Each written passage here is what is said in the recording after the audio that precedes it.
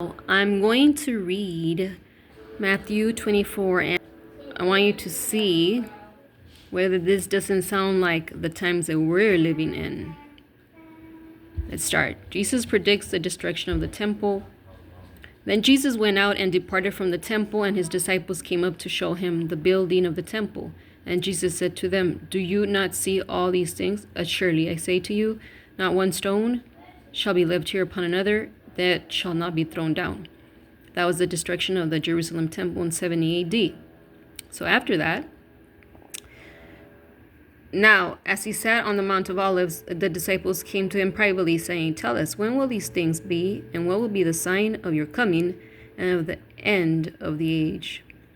And Jesus answered and said to them, "Take heed that no one deceives you, for many will come in my name, saying, 'I am the Christ,' and will deceive many. And you will hear of wars and rumors of wars. See that you are not troubled, for all these things must come to pass, but the end is not yet. For nation will rise against nation, and kingdom against kingdom, and there will be famines, pestilences, and earthquakes in various places. All these are the beginning of sorrows. Have we not entered this already? Then they will deliver you up to tribulation and kill you, and you will be hated by all nations for my name's sake. And then many will be offended, will betray one another, and will hate one another. Then many false prophets will rise up and deceive many." There's a lot of persecution right now against Christians in the Middle East. "And because lawlessness will abound, the love of many will grow cold. But he who endures to the end shall be saved. And this gospel of the kingdom will be preached in all the world as a witness to all the nations, and then the end will come."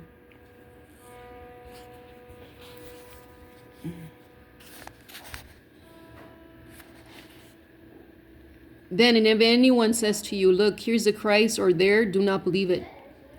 For false Christs and false prophets will rise and show great signs and wonders to deceive, if possible, even the elect. See, I have told you beforehand. Therefore, if they say to you, "Look, he is in the desert," do not go out. Or, "Look, he is in the inner rooms," do not believe it. For as the lightning comes from the east and flashes to the west, so also will be the coming of the Son of Man be. For wherever the carcass is, there the eagles will be gathered together. Right there. That's a sign of the rapture. The coming of the Son of Man. Immediately after the tribulation of those days, the sun will be darkened, and the moon will not give its light. The stars will fall from heaven, and the powers of the heavens will be shaken. Then the sign of the Son of Man will appear in heaven, and then all the tribes of the earth will mourn. And then they will see the Son of Man coming on the clouds of heaven with power and great glory. And he will send his angels with a great sound of a trumpet. And they will gather together his elect from the four winds, from one end of heaven to the other. So the people that were saved during the great tribulation. "Now learn this parable from the fig tree. When its branch has already become tender and puts forth leaves, you know that summer is near. So you also, when you see all these things, know that it is near at the doors.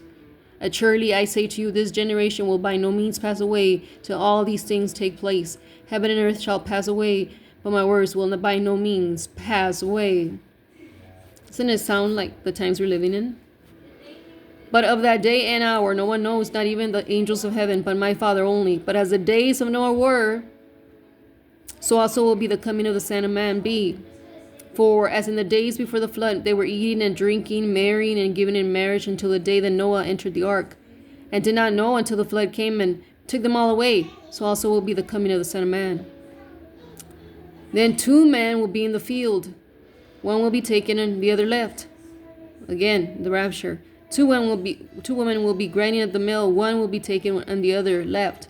Watch therefore, for you do not know what hour your Lord is coming. But know that if the master of the house had known what hour the thief would come, he would have watched and not allowed his house to be broken into. Therefore you also be ready, for the Son of Man is coming at an hour you do not expect. Woof.